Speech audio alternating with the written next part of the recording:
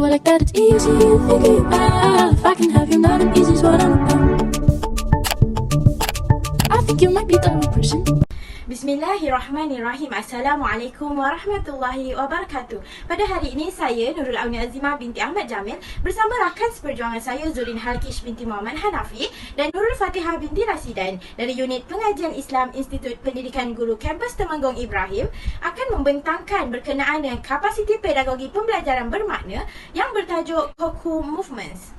Nama kursus yang telah dilaksanakan secara interdisciplinary yang menggabungkan dua kursus iaitu kursus pengurusan core curriculum MPU 3031 dan kursus permainan MPU 3041. Baiklah, sebelum melaksanakan kapasiti pedagogi pembelajaran bermakna, kami sebagai pelajar perlu mengetahui apakah yang hendak kami pelajari daripada kursus MPU 3031, pengurusan core curriculum dan MPU 3041 permainan. Oleh itu, kita dapat lihat hasil pembelajaran kursus yang ditekankan dalam kedua-dua kursus ini seperti mana yang telah dinyatakan itu. Baiklah, saya akan menyatakan berkenaan dengan the big idea ataupun dikenali juga sebagai idea utama berkenaan dengan kapasiti pedagogi pembelajaran bermakna yang telah kami jalankan ini. The big idea-nya ialah COCO Movements. Seterusnya, kita akan melihat essential question bagi melaksanakan tugasan ini. Essential question ialah soalan-soalan yang penting yang dapat membantu pelajar untuk mengetahui, memahami pengetahuan dan kemahiran yang perlu dikuasai. Yang pertama ialah, bagaimanakah kita merancang dan melaksanakan aktiviti-aktiviti pembelajaran COCO Movement berdasarkan kaedah dan pendekatan pengajaran CDPR. Dan yang kedua ialah, bagaimanakah penyediaan sumber pembelajaran dapat membantu struktur pembelajaran COCO Movement dalam bidang pendidikan secara global. Baiklah, kita akan menelusuri pula berkenaan dengan elemen KPPB yang terlibat dalam pelaksanaan tugasan kerja kursus dengan mengambil kira pengalaman-pengalaman serta langkah dalam melaksanakan tugasan kerja kursus ini.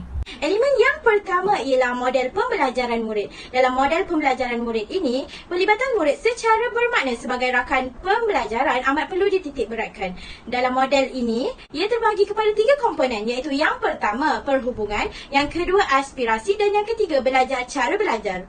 Pembelajaran murid yang pertama ialah perhubungan. Menerusi program KPPB ini, kami dapat membentuk hubungan interpersonal dan intrapersonal walaupun secara maya dan mampu bekerjasama secara individu dan berkumpulan. Yang kedua ialah aspirasi di mana kami dapat percaya akan kemampuan diri dan dapat menilai kriteria kejayaan bersama rakan-rakan. Komponen yang ketiga ialah belajar cara belajar di mana pelajar dapat memantau pembelajaran kendiri dan menilai secara kritis di samping membuat refleksi terhadap maklum balas yang telah diterima daripada pensyarah dan rakan. Baiklah, seterusnya saya Zulin Halkish binti Muhammad Hanafi akan sambung pula kepada model reka bentuk pembelajaran yang terbahagi kepada 4.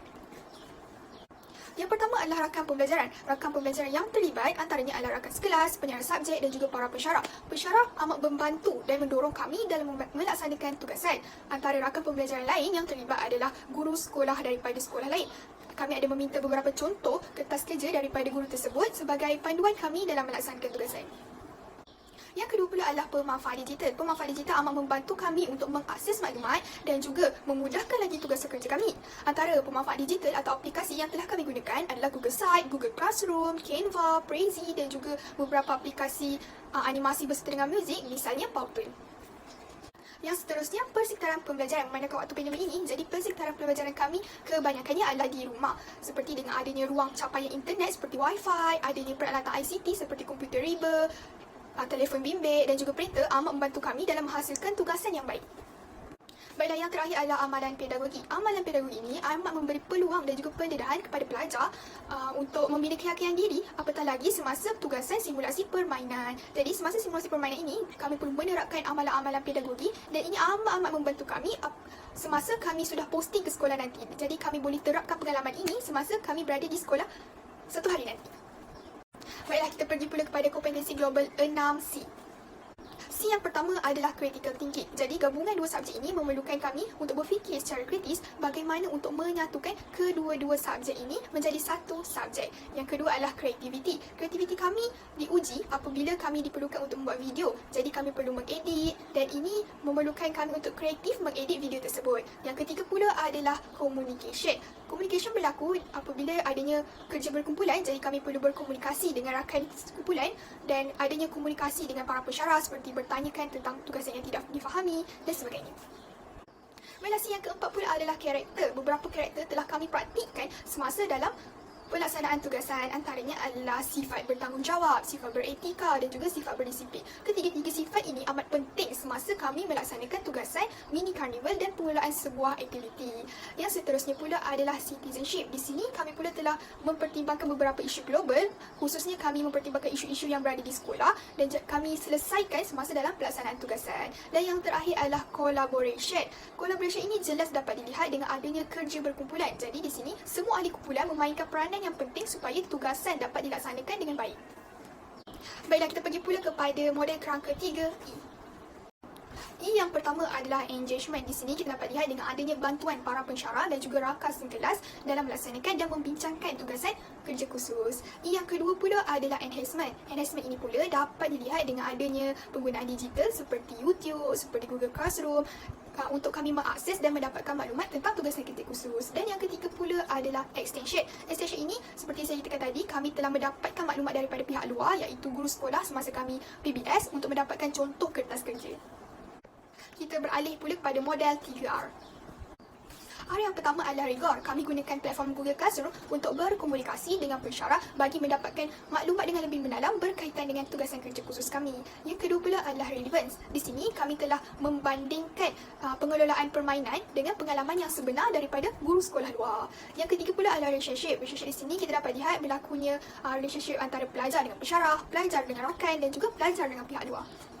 Baiklah, saya akan teruskan pula kepada cabaran yang saya hadapi semasa pelaksanaan KPPB, iaitu Kapasiti Pedagogi Pembelajaran Bermakna. Baiklah, cabaran yang pertama ialah berlaku masalah capaian internet kerana tidak semua kawasan mempunyai capaian internet yang memuaskan. Malah ada kawasan yang langsung tidak mempunyai jaringan internet. Yang membuatkan sukar untuk kami mencari bahan-bahan, sukar untuk kami mencari bahan rujukan untuk memperkembangkan lagi idea-idea kami. Okey, cabaran yang kedua ialah kekreativian yang sangat tinggi diperlukan oleh pelajar untuk menghasilkan kerja khusus yang mempunyai unsur gabungan antara kedua subjek ini. Maka ia membuatkan kami perlu memikir dengan lebih lama agar dapat mengeluarkan idea-idea yang lebih bernas dan lebih bermakna untuk disampaikan. Yang ketiga ialah sukar ataupun susah untuk melaksanakan perbincangan sewaktu pandemik COVID-19 kerana ada yang tidak dapat pulang ke kampus kerana penularan wabak dan membuatkan penyampaian ilmu dan idea bersama ahli kumpulan tidak begitu berkesan. Apabila kita melaksanakan perbincangan secara maya ataupun online tidak bersemuka, maka ada pihak yang mungkin mempunyai masalah rangkaian internet, ada pihak yang tidak mahu memberi kerjasama, jadi penyampaian ilmu ataupun idea itu menjadi tidak begitu berkesan. Dan cabaran yang keempat yang saya hadapi ialah kerjasama kumpulan sangat diperlukan untuk menghasilkan idea-idea yang lebih tersusun dan lebih bernas.